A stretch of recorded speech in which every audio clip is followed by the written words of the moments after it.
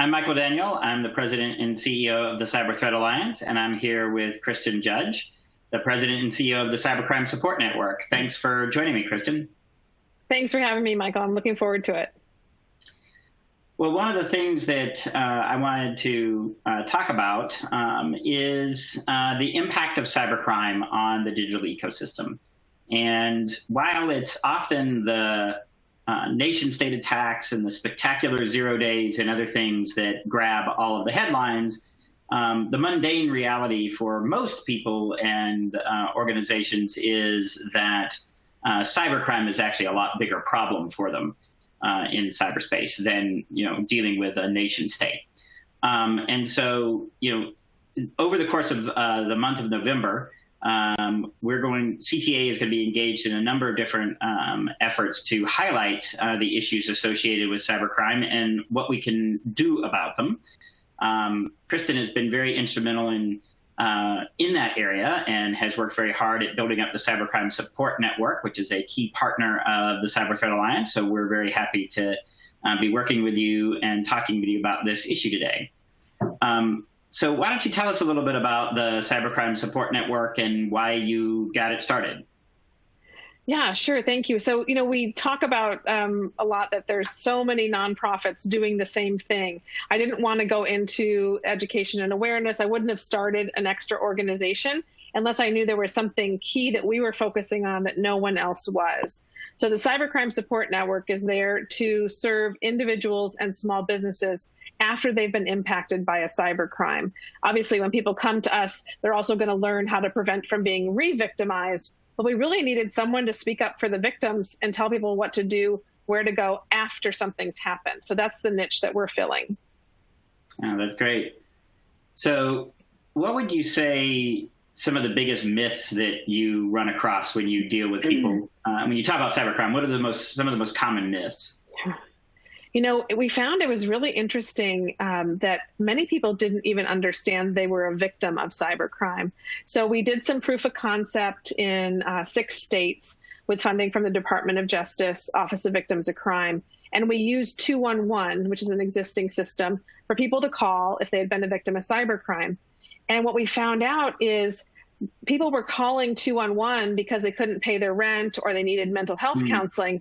And then the 211 call specialist would notice, oh, why can't you pay your rent? And it's because they had been a victim of a cybercrime, but they didn't even really know that. So we realized we have to go back and even explain to people, what is cybercrime and have you been impacted by it?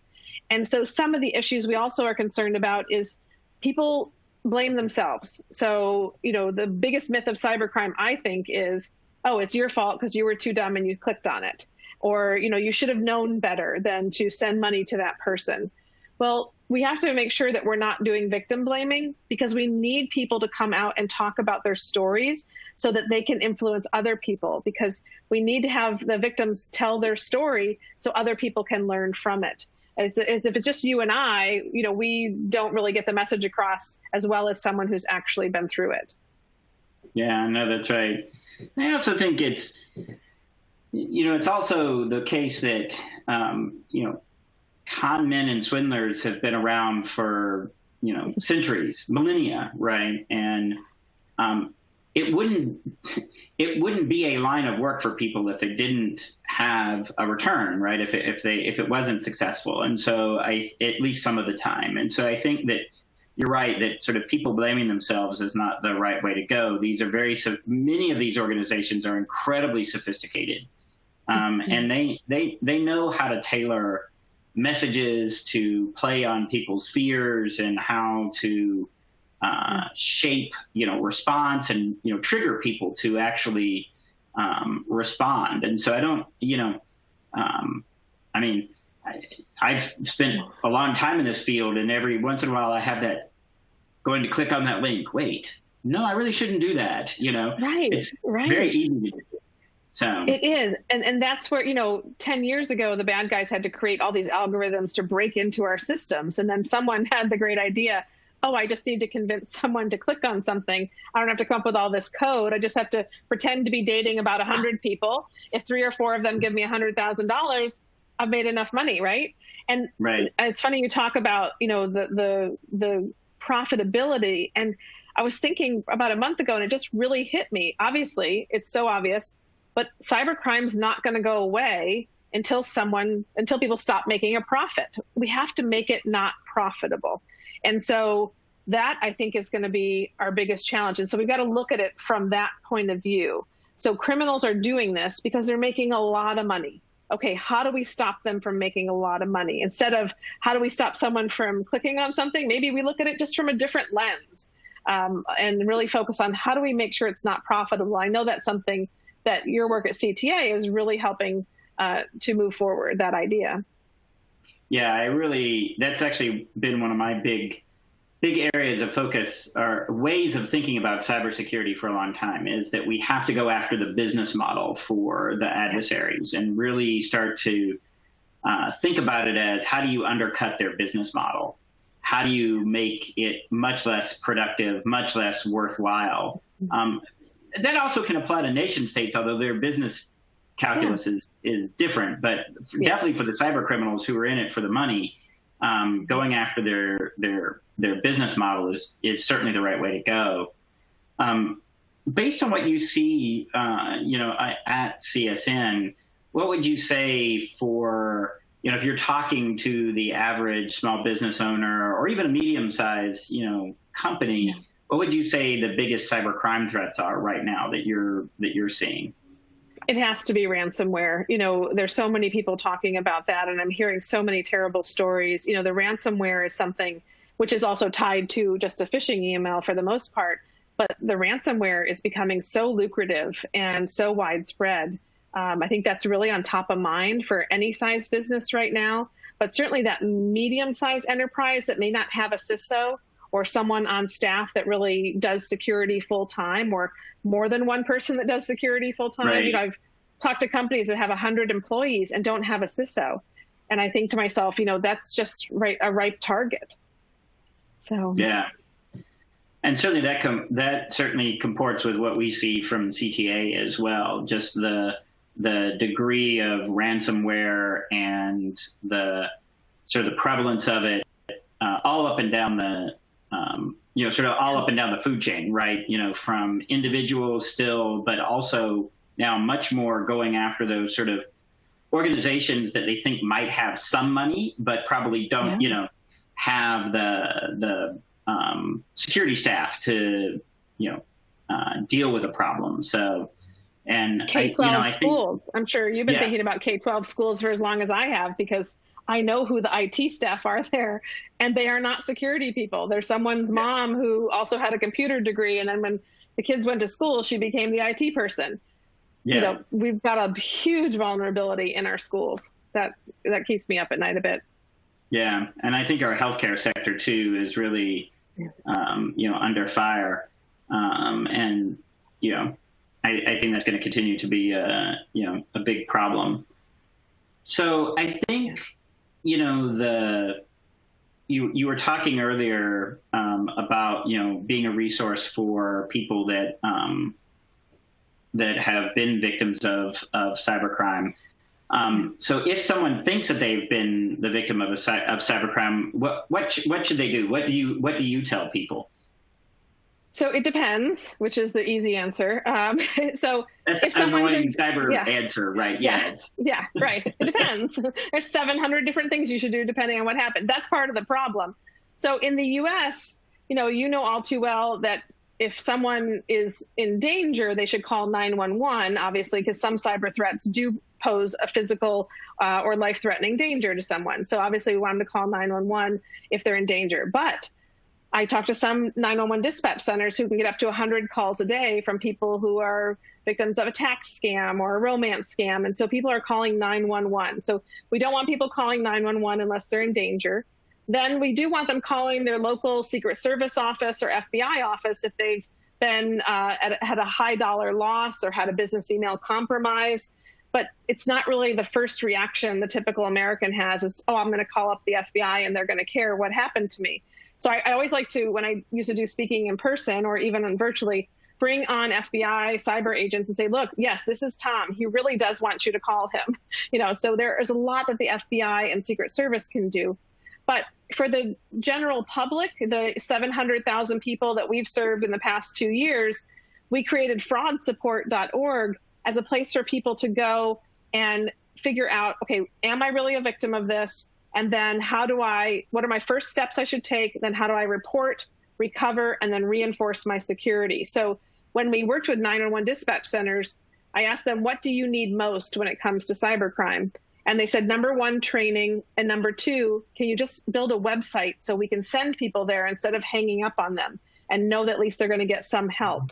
So fraud support really is just the first start of giving the American public a place to go and be able to triage themselves. But hopefully, when we've talked about this many times, we hope there's going to be a national center one day where people in the US can go call one phone number nationwide, like they do in Israel and Australia and New Zealand and Singapore. We're a little bit behind here in the US, but I think because of the Cyberspace Solarium Commission recommendations, some of the stuff going through in the NDAA, we might be moving closer to having a national center. And I should add, for the acronym challenged, the NDAA is the National Defense Authorization Act, the one piece of legislation that actually does typically move in a given year. Even in the current gridlocked Congress, the Defense Authorization Act tends to move. So, I think that that's really important to, and this is one of the aspects of cybercrime that I find so interesting from from a policy standpoint, right, is that for the first time we've actually separated crime from location, meaning that, in the past you had to be, somebody had to be wherever the crime was occurring. Now, maybe the crime boss was somewhere else and his flunkies or minions were doing it, right? But there still had to be a person there actually committing the crime. And that meant that crime was intensely local in many ways, right? And now that's not really the case anymore. You can be half a planet away and still commit these crimes. And so I think that has been a big change that our law enforcement agencies are still dealing with, and trying to figure out how do you. And it's one of the reasons why we have such problems. Like if somebody's car gets broken into, or I had something stolen from my property here where I live, there's no question about who I call and what I do, right? Now, I still don't necessarily expect, the police to investigate, somebody rifling through my car, but I still know, I can file a police report, and if something was taken, I can use that to call the insurance, right? And we just don't have a lot of those mechanisms built up yet for cybercrime. We don't, and you're absolutely right. It's no one's fault. It's just the nature of the crime. And a lot of the work that we've been doing, we're finding out it's not even a Part 1 crime. We have different laws in every state. What prosecutor is going to pick it up? They don't know if it's where the victim is or where the criminal is. Who's on first is really the problem here. And, a lot of the international stuff that you and I are doing together, it's an issue worldwide. There's really no jurisdictional direction, especially in the US, saying who owns cyber. The Third Way, their cybercrime to catch a hacker, they have such great research. They've looked and created this wheel that I like to present about, and it shows who in the federal government has law enforcement responsibilities in cybercrime. And I think there's 7 or 8 agencies. I mean, obviously you know this better than I do, but who's taking the lead? Someone's got to lead. And that's why I feel like if we have a national cyber center that is the first place where someone goes, they take the lead on then where that call goes. And we've talked to the program in Australia and Israel. They're ready to show us how they do it, the back end. And we fortunately have been given 2 cooperative agreements from CISA, the Cybersecurity Infrastructure Security Agency at DHS, who's been so fantastic at protecting our elections with the Election Infrastructure ISAC. But they've given us a cooperative agreement to write up a feasibility study and to test out what it would be like if we had one national place for people to go, and then report and then share that threat information. So we hope to really get to a point where we can supplement CTA's threat information and really show you what's happening with those consumers and small businesses, which I don't think we have a really good vision on yet. Yeah, I don't think we do either. And that would be very exciting if we could get to that point where we could start to get that kind of viewpoint. Now, of course, as you mentioned at the top, Kristin, one of the biggest issues here, right, is to also then help people avoid being re-victimized, right? And so certainly I talk a lot about this, about the way to think about cybersecurity and how to address it. I know that I certainly find kind of two mindsets that I often run across. One of which is it's too hard. I don't understand what those cyber geeks are talking about, those nerds, and it's just too hard. And then the other one is like, well, everybody gets hacked, so what's the point of it? And so I often have to sort of first confront it sounds strange, but it's almost, I have to confront those fatalistic mindsets first before we can even talk about the actual techniques you might use. So I don't know if you encounter that same sort of. I do, and this is really a big issue for me. And no, I sit with friends. So I have friends in high political offices who run multi-trillion-dollar companies, and I have friends who have said to me, "Hey, can you sit down with me and help me put two-factor on my emails? What should I be doing with my social media?" And I know people that run amazing organizations, but they still are intimidated by adding two-factor authentication to their email account. They want me to sit down with them. This is the issue we have. So number one, I want to start requiring two-factor authentication. I'm a little tired of hearing companies say, well, customers don't want the friction of two-factor. I say customers don't want the friction of being a victim. So, right. Remember when the banks didn't have two-factor and then they all started adding it and everyone was afraid to be the first one because everyone was going to leave that bank and say, oh, it's too hard to get into my banking account because I have to add a 6-digit code. Well, no one left their bank. And now people just expect to have that there. They don't know what it's called for the most part, most people, but they're glad it's there because they feel more secure. When can we get the social media and the email companies to make two-factor opt out instead of opt in? That's where I think we're missing out. And until we do that, I'm not feeling very confident that we can stop that first victimization. I feel good about stopping the re-victimization because when people call 211 in our pilot states, we've done research and 91% of them say, I don't think I'm going to be a victim again. Number one, because I know where to call and get help. Number two, I learned something from the person I talked to, and I know I'm going to be able to handle this now because I've sat through it and I understand it better. So I think we can stop re-victimization, which can cut down cybercrime by 90% probably. People are repeat victims. Yeah. But until we get the companies to build security in by default, I don't think we're going to stop those first-time hacks. Yeah. And I think it's very interesting what you talked about, too, in terms of the opt-out versus opt-in. And, that's another example of, that's not a cybersecurity issue, right? That's not a technological cybersecurity issue. That is human psychology. We've learned that from, retirement systems, right? I was always fascinated about this, that like, if you look at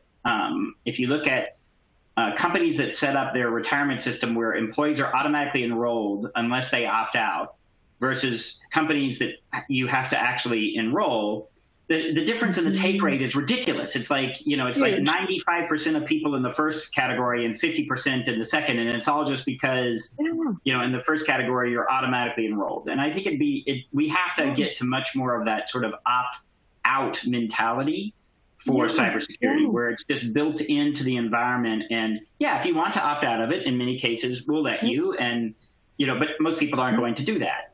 No, because they're not even going to know it's an option because they don't even know about how to opt in. But I think people are looking for companies to keep them safer. And I think back to the Nest issue a year ago when that young girl, 8 years old, had a guy, through the Nest camera talking to her.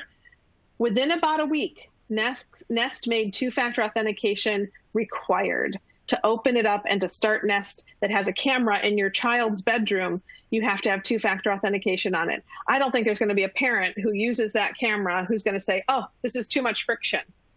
So yeah. I don't know what we have to do, but I want to do some research. So if anybody wants to partner with us to do research, I want to do research to prove to the companies that the public is going to say, I don't mind the friction of 2FA or multi-factor because it's so simple now, even compared to 5 years ago. I mean, it's really somewhat seamless. There's not a lot of friction, but they don't want the friction of being a victim. It takes a long time to recover a hacked account, and people don't want to have to do that. They want the companies, I think, and that's anecdotal until I do the research, but I would love to partner with somebody to do that research because we've got to push these companies. And I think it can't come from their own internal product, specialists. It's got to come from the outside, a trusted third party to say to them, look, here's the research. People are okay with you adding more security in. The banks did it, and no one stopped banking.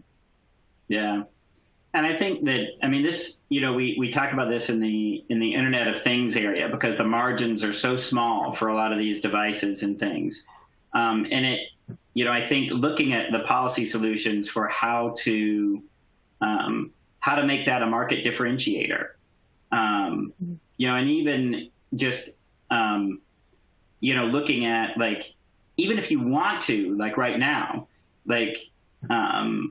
there's even a lack of information in the marketplace, right? If you wanted to say, I want a webcam that is more secure, if you try to go out and figure out which one is more secure, it's really hard to do. And so I think we also have to work on enabling, and again, you mentioned the Cyberspace Solarium Commission. This is certainly one of their recommendations as well, is to improve the amount of information that consumers have, right?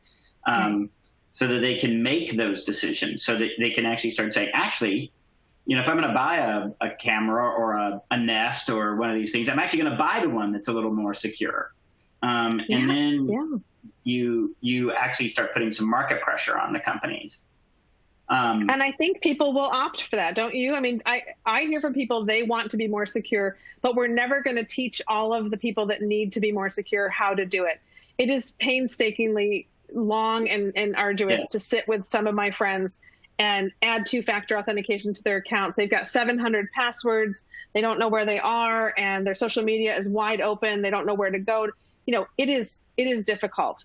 We're not going to get the general public to add the security that they need to decrease cybercrime. We're just not. So we have to start thinking a different way. Yeah. And I think that's actually one of the things I talk a lot about when I talk with, company leaders and other things, is to change that mindset that, cybersecurity, in my view, is not a problem that you can solve. It is a risk that you have to manage. So, I often will ask, company leaders, it's like, well, do you solve your legal problem? No, you have legal risk that you manage, right? You have brand issues that you manage. You don't solve that. You manage that over the long term, right? And the same thing is true with cybersecurity. And I think this gets back at what we were talking about that mindset issue of people. There are things that people can do to materially lower their risk of being a victim of cybercrime. And we've talked about one of them, the multi-factor authentication. I think another one is using a password manager. It's a very simple thing for most people to, it's painful to make that transition to using a password manager in many ways, but once you get using it, it's actually more convenient. Way more convenient. And B, you can use way more complex passwords than you would otherwise, and you can have a different one for all of your different services and things, which really reduces your risk. And then if you put some controls on your social media, for most individuals and small businesses, you've just whacked a huge chunk of your risk profile way down if you just did those three things. Huge, yeah. But what we need to do, though, is have someone sit down with them to do it. We can't just give a video. We can't just have a checklist. What I'm finding is some of the most intelligent people I know are not going to sit down and do it themselves unless someone's there to help them. So we want to create a community program that helps pair up people with those who can do this easily and understand it, with those who need that someone to sit down with them, especially our seniors. So, I went ahead and did the credit freeze with my in-laws and my parents and my kids, and took the time to make sure everybody had their password manager, added their two-factor authentication. It took some time, but they were never going to do it without me. But you're right, we can change people's security posture by probably 85% if they just do a few things. Now, if the companies come in and start doing those few things for people, I know I get some backlash sometimes. Well, the bad guys are just going to figure out how to, step over two-factor. I know they will, but at the minimum, though, if we know that 99.9% of breaches on Microsoft Cloud can be stopped by two-factor authentication, according to one of their articles, then goodness gracious, why in the world is that not included? Right. But we need to talk to the consumers. The consumers need to speak up. And that's why I think we just really need to do a good research study, talk to people around the country, all different ages. Would you like to be able to use this like you do on your bank, which is called two-factor, or would you rather not and have the opportunity for the hacks of your bank account? Yeah. Or your email. I think that's right. And I think I also challenge that sort of mentality that, yes, the more sophisticated adversaries will figure out ways to still work around, things like two-factor. But I also submit that, some of our problem right now is that the tools and other things that are available even for your run-of-the-mill hackers are just, the environment is too easy for them. And if we actually make it harder, it eventually will not be worth the effort, right? And this, will we drive the really sophisticated all cyber criminal organizations out of business? Of course not. No. But we can certainly cut down on the volume of cybercrime across the ecosystem and, begin to drive that level of impact on our economy and on individuals, frankly, public health and safety, back down. And so I think that's why the work that you're doing, Kristin, and others to really focus on that segment of the market, the individuals and the small businesses is so important because it makes up such a big chunk of the digital ecosystem.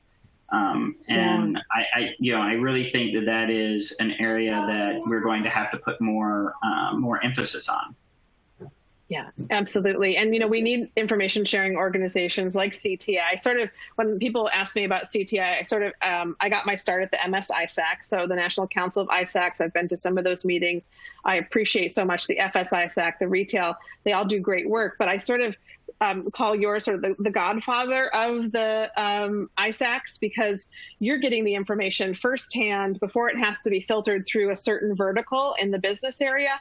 And so I think that has been an ingenious idea that we can then see things that are happening more in real time before it has to get funneled through a certain area.